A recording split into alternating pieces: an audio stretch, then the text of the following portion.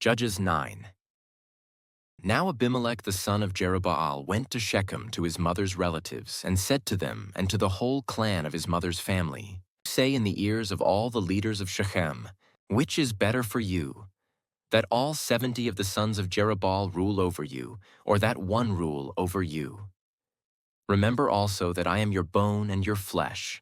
And his mother's relatives spoke all these words on his behalf, in the ears of all the leaders of Shechem, and their hearts inclined to follow Abimelech, for they said, "He is our brother." And they gave him 70 pieces of silver out of the house of Baal-berith, with which Abimelech hired worthless and reckless fellows, who followed him.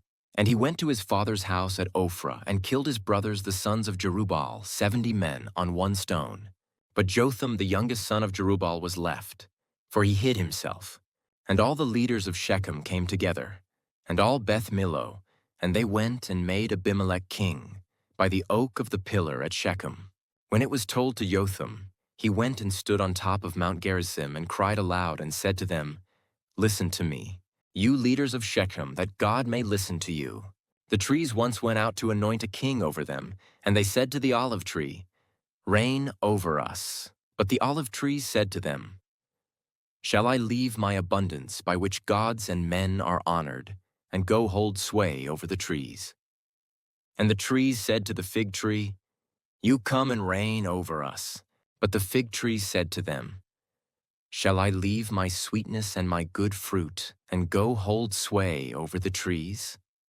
And the trees said to the vine, 'You come and reign over us.' But the vine said to them, 'Shall I leave my wine that cheers God and men, and go hold sway over the trees?' Then all the trees said to the bramble, 'You come and reign over us.' And the bramble said to the trees, 'If in good faith you are anointing me king over you, then come and take refuge in my shade. But if not, let fire come out of the bramble and devour the cedars of Lebanon. Now therefore, if you acted in good faith and integrity when you made Abimelech king, and if you have dealt well with Jerubbaal and his house, and have done to him as his deeds deserved, for my father fought for you and risked his life and delivered you from the hand of Midian, and you have risen up against my father's house this day and have killed his sons, 70 men on one stone, and have made Abimelech, the son of his female servant, king over the leaders of Shechem, because he is your relative. If you then have acted in good faith and integrity with Jerubbaal and with his house this day, then rejoice in Abimelech, and let him also rejoice in you. But if not, let fire come out from Abimelech and devour the leaders of Shechem and Beth Millo.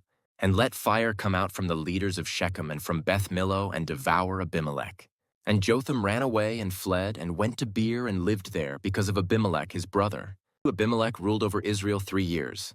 And God sent an evil spirit between Abimelech and the leaders of Shechem. And the leaders of Shechem dealt treacherously with Abimelech, that the violence done to the 70 sons of Jerubbaal might come, and their blood be laid on Abimelech, their brother, who killed them, and on the men of Shechem, who strengthened his hands to kill his brothers. And the leaders of Shechem put men in ambush against him on the mountaintops, and they robbed all who passed by them along that way. And it was told to Abimelech. And Gaal, the son of Ebed, moved into Shechem with his relatives, and the leaders of Shechem put confidence in him. And they went out into the field and gathered the grapes from their vineyards and trod them and held a festival. And they went into the house of their God and ate and drank and reviled Abimelech.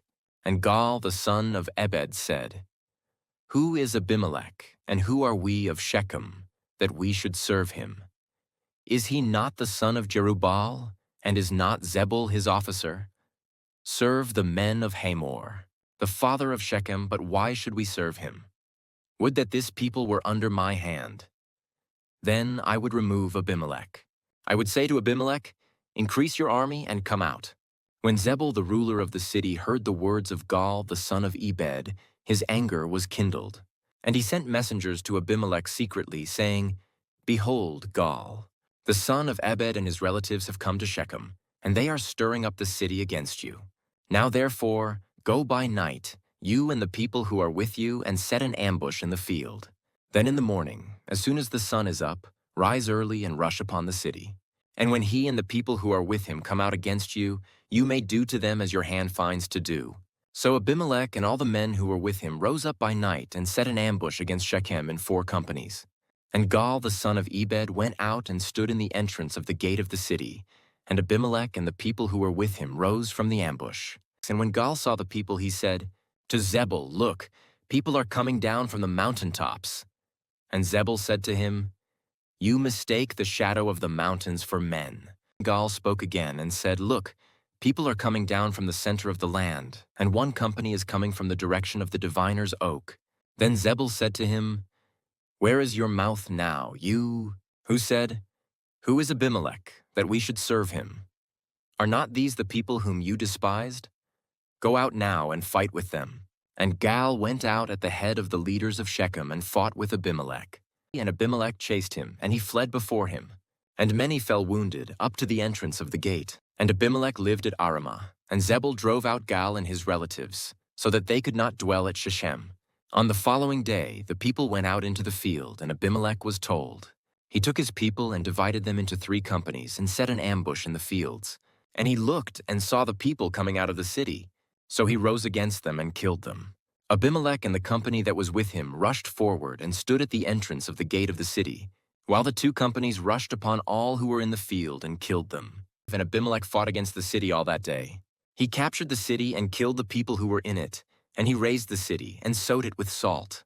When all the leaders of the tower of Shechem heard of it, they entered the stronghold of the house of Elbereth. Abimelech was told that all the leaders of the tower of Shechem were gathered together. And Abimelech went up to Mount Zalmon, he and all the people who were with him. And Abimelech took an axe in his hand, and cut down a bundle of brushwood, and took it up and laid it on his shoulder. And he said to the men who were with him, "What you have seen me do, hurry and do as I have done."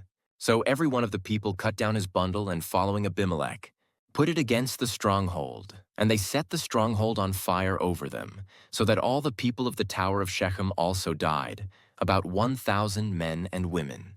Then Abimelech went to Thebez and encamped against Thebez and captured it. But there was a strong tower within the city, and all the men and women and all the leaders of the city fled to it and shut themselves in, and they went up to the roof of the tower. And Abimelech came to the tower and fought against it and drew near to the door of the tower to burn it with fire. And a certain woman threw an upper millstone on Abimelech's head and crushed his skull. Then he called quickly to the young man his armor-bearer and said to him, "Draw your sword and kill me, lest they say of me, 'A woman killed him.'" And his young man thrust him through, and he died. And when the men of Israel saw that Abimelech was dead, everyone departed to his home. Thus God returned the evil of Abimelech, which he committed against his father in killing his 70 brothers. And God also made all the evil of the men of Shechem return on their heads, and upon them came the curse of Jotham, the son of Jerubbaal. Judges 10. After Abimelech, there arose to save Israel Tola, the son of Puah, son of Dodo, a man of Issachar, and he lived at Shamir in the hill country of Ephraim. And he judged Israel 23 years. Then he died and was buried at Shamir. After him arose Jair the Gileadite, who judged Israel 22 years. And he had 30 sons who rode on 30 donkeys, and they had 30 cities, called Havoth Jair to this day, which are in the land of Gilead. And Jair died and was buried in Kaman. The people of Israel again did what was evil in the sight of the Lord, and served the Baals and the Ashtaroth, the gods of Syria, the gods of Sidon, the gods of Moab, the gods of the Ammonites, and the gods of the Philistines. And they forsook the Lord and did not serve him. So the anger of the Lord was kindled against Israel, and he sold them into the hand of the Philistines and into the hand of the Ammonites. And they crushed and oppressed the people of Israel that year. For 18 years they oppressed all the people of Israel who were beyond the Jordan in the land of the Amorites, which is in Gilead. And the Ammonites crossed the Jordan to fight also against Judah, and against Benjamin, and against the house of Ephraim, so that Israel was severely distressed. And the people of Israel cried out to the Lord, saying, "We have sinned against you, because we have forsaken our God and have served the Baals." And the Lord said to the people of Israel, "Did I not save you from the Egyptians and from the Amorites, from the Ammonites and from the Philistines? The Sidonians also, and the Amalekites and the Maonites oppressed you, and you cried out to me, and I saved you out of their hand. Yet you have forsaken me and served other gods, therefore I will save you no more. Go and cry out to the gods whom you have chosen, let them save you in the time of your distress. And the people of Israel said to the Lord, We have sinned, do to us whatever seems good to you. Only please deliver us this day. So they put away the foreign gods from among them and served the Lord, and he became impatient over the misery of Israel. Then the Ammonites were called to arms, and they encamped in Gilead. And the people of Israel came together, and they encamped at Mizpah. And the people, the leaders of Gilead, said one to another, Who is the man who will begin to fight against the Ammonites? He shall be head over all the inhabitants of Gilead.